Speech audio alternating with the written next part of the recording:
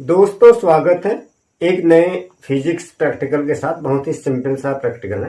ये सोफा इस पॉइंट पे है और मैंने इसको पीछे को इस तरह से धकेल दिया है, ये जैसा कि आप देख पा रहे हैं। तो इसमें क्या हुआ, डिस्प्लेसमेंट हुआ है। मान लेते इसमें जो मैंने फोर्स अप्लाई किया वो 20 न्यूटन का फोर्स किया है और इसमें डिस्प्लेसमेंट जो है लगभग 0.5 मीटर का है। तो मेरे द्वारा किया गया वर्क डन जो होगा 20.5 न्यूटन मीटर होगा, जिसको जूल भी कहा जाता है। अब मैं यहीं पर आपको दूसरा एग्जांपल दिखाता हूँ। जैसे मैं वॉल है, वॉल पर मैं पूरी ताकत लगा देता हूँ, वॉल को मैं पूरे धक्का देता हूँ। कितनी ही ताकत लगाओ तो वॉल नहीं खिसकेगी, क्योंकि मेरे द्वारा मान लेते हैं मैंने 20 न्यूटन का फोर्स इसमें अप्लाई किया है, लेकिन यहाँ पर वॉल का डिस्प्लेसमेंट क्या बिल्कुल भी जीरो है।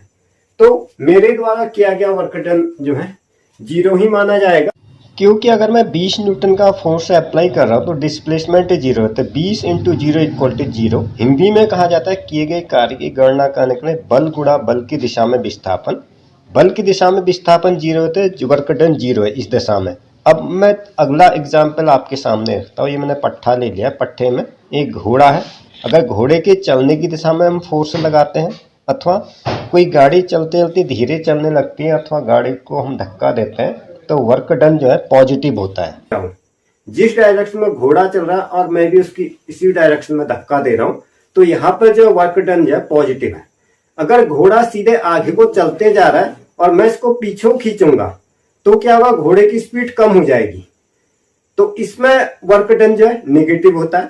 इसी तरह से कई बुजुर्ग लोग जो है घूमने के लिए पार्क में जाते हैं, तो डॉगी को साथ में ले जाते हैं। कुत्ता क्या आगे हो जा रहा है, हाँ, वो लोग क्या करते हैं, कुत्ते को पीछे खींचते हैं अथवा किसी को काट न ले, इस तरह से बचाव के लिए।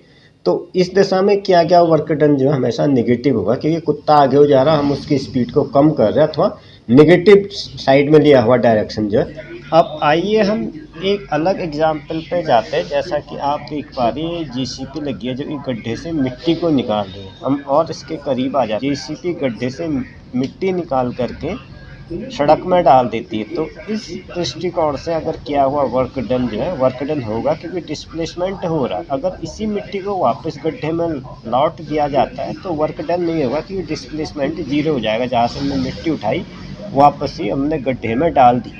अगर जेसीपी के द्वारा मिट्टी अथवा कूड़ा उठाने की घटना अगर हम देखें तो उसमें वर्क डन होता है। एंड दिस एपिसोड दोस्तों, इस चैनल पे फिजिक्स, केमिस्ट्री, मैथ्स कक्षा 10 और 12 के ऑलरेडी ट्यूटोरियल उपलब्ध हैं। अन्य टेक वीडियोज भी उपलब्ध है। डिस्क्रिप्शन पर लिंक